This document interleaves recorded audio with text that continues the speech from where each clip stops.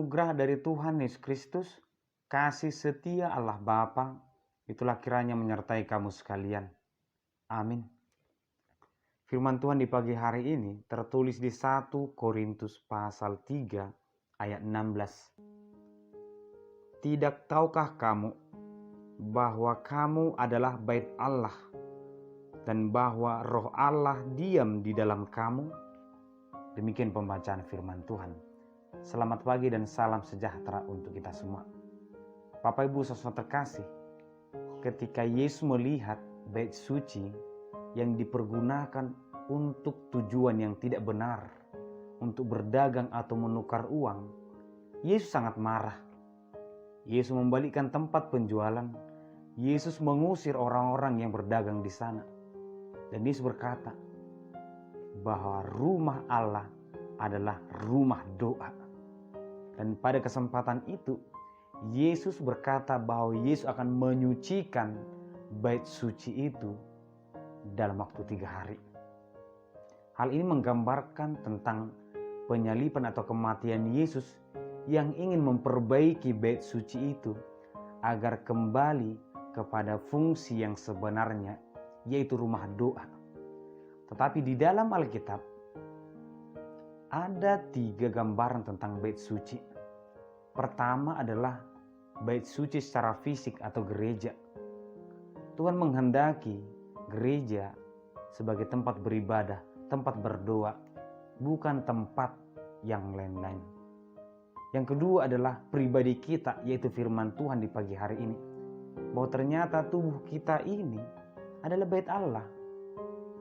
Tempat Allah berkenan menaruh pesan, menaruh tugas dan tanggung jawab berharga. Sehingga Tuhan menghendaki tubuh kehidupan manusia itu kembali kepada fungsi yang sebenarnya. Untuk apa Tuhan menciptakan kita? Apakah kamu tidak tahu bahwa di dalam tubuhmu ada roh Allah? Tuhan menginginkan setiap orang kembali kepada fungsi yang sebenarnya. Dan yang ketiga adalah persekutuan.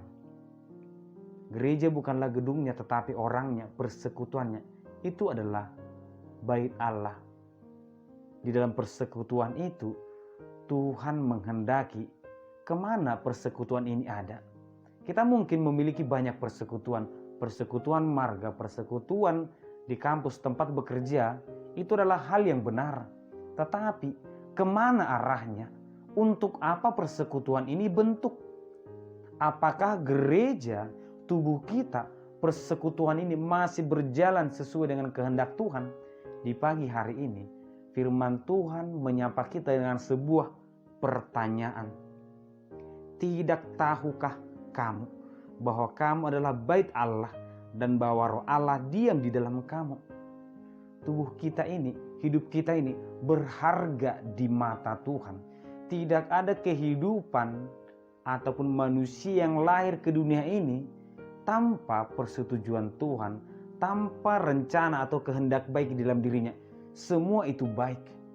Sehingga Tuhan akan marah kepada manusia yang menyalahgunakan hidup yang Tuhan anugerahkan.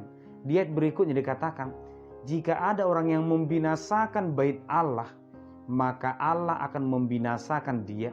Sebab bait Allah adalah kudus, dan bait Allah itu ialah kamu. Kita adalah bait Allah. Bapak Ibu saudara terkasih, di ayat sebelumnya firman Tuhan mengatakan, jadikanlah Kristus sebagai dasar bangunan, bangunan pribadi, bangunan rumah ataupun keluarga. Ketika seseorang ingin bertumbuh dengan benar, jadikan Kristus sebagai dasar kita bertumbuh. Jika seseorang ingin membangun sebuah rumah, jadikan Tuhan sebagai dasar ataupun alasan membangun rumah. Jika seseorang ingin membentuk rumah tangga, jadikan Kristus atau Tuhan sebagai dasar bertumbuhnya rumah itu. Agar semuanya berjalan dengan baik, berjalan ke arah yang benar. Pribadi kita adalah pribadi yang berharga di mata Tuhan. Sehingga Tuhan akan marah kepada orang-orang yang hidupnya tidak benar. Akan marah kepada orang-orang yang tidak menghargai hidupnya atau kehidupan orang lain. Yang merusak tubuhnya untuk kenikmatan dunia. Bapak Ibu saudara terkasih, tubuh kita ini berharga di mata Tuhan adalah bait Allah. Maka mari kita buat tubuh ini tetap kudus. Biarkan roh Tuhan yang bekerja. Biarkan roh Tuhan yang mengarahkan hidup kita, memperbaharui hidup kita setiap saat. Janganlah kiranya hati dan pikiran kita yang mempengaruhi, yang ingin mengubah roh Tuhan, mengubah firman Tuhan. Tetapi firman Tuhan yang mengajari kita, firman Tuhan yang membentuk kita agar kita sebagai bait suci, sebagai bait Allah, kembali kepada fungsi yang sebenarnya dan berakhir pada fungsi ataupun tujuan yang Tuhan kehendaki. Tuhan memberkati kita. Amin. Terima kasih Tuhan, kami bersyukur di pagi hari ini. Kami adalah bait suci-Mu Tuhan, yang Tuhan kuduskan, yang Tuhan sucikan. Berkati kami selalu Tuhan, agar kami menyadari untuk apa kami hidup, untuk apa Tuhan memberikan kehidupan anugerah yang sangat melimpah kepada kami. Berkati kami selalu Tuhan. Di dalam nama Yesus Kristus kami berdoa. Amin.